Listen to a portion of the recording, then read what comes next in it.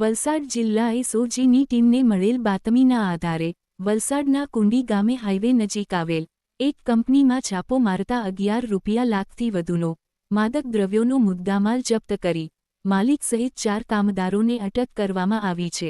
પકડાયેલ માદક પદાર્થને એફએસએલમાં તપાસ હસ્તે મોકલવામાં આવ્યું છે. આ કંપની 7 મહિના અગાઉ શરૂ કરાઈ હતી.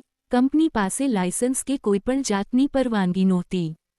3 દિવસ અગાઉ directorate of revenue intelligence (RDRI) ની ટીમે વલસાડના અટગામ ગામેથી ઓપરેશન વ્હાઇટ કડાઈ હેઠળ ₹22 કરોડના અલ્પ્રાઝોલમ ડ્રગ્સ રેકેટનો પર્દાફાશ કર્યા બાદ DRIની ટીમે પકડાયેલા મુખ્ય આરોપીની પૂછપરછ કરતા વલસાડના કલવાડા ગામની આંબાવાડીમાં આવેલ મકાનમાં બનાવેલ કોલ્ડ સ્ટોરેજમાંથી ડ્રગ્સનો કાચો રો મટીરિયલ હોવાની કબૂલાત કરતા RDRIની ટીમે છાપો મારતા 114 કિલો રો મટીરિયલ મળી આવ્યો હતો.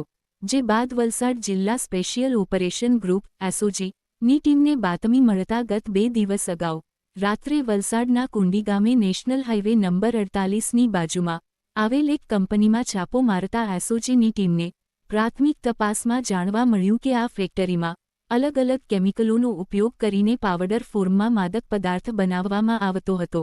એસઓજી દ્વારા કંપનીમાં રહેલા મશીનો સહિત ₹11 લાખથી વધુનો માદક દ્રવ્યોનો મુદ્દામાલ જપ્ત કરવામાં આવ્યો છે.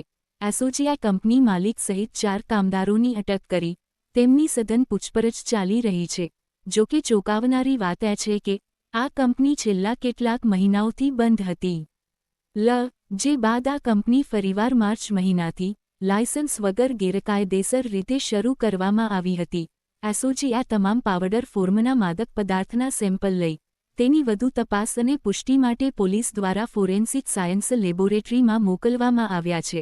વલસાડમાંથી એક પછી એક ગેરકાયદેસર ફેક્ટરીઓ ઝડપી પાડતા ડ્રગ્સ અને કેમિકલ માફિયાઓમાં ફફડાટ ફેલાઈ ગયો છે. તો બીજી વલસાડ રૂરલ પોલીસ તથા ગુંદલાવ GIDC નોટિફાઈડના અધિકારીઓ દ્વારા બંધ પડેલી ફેક્ટરીઓ તથા કમ્પાઉન્ડ અને શેડમાં માદક પદાર્થો તથા ગુનાહિત પ્રવૃત્તિઓને લઈ ગત રોજ ચેકિંગ હાથ ધરાયું હતું.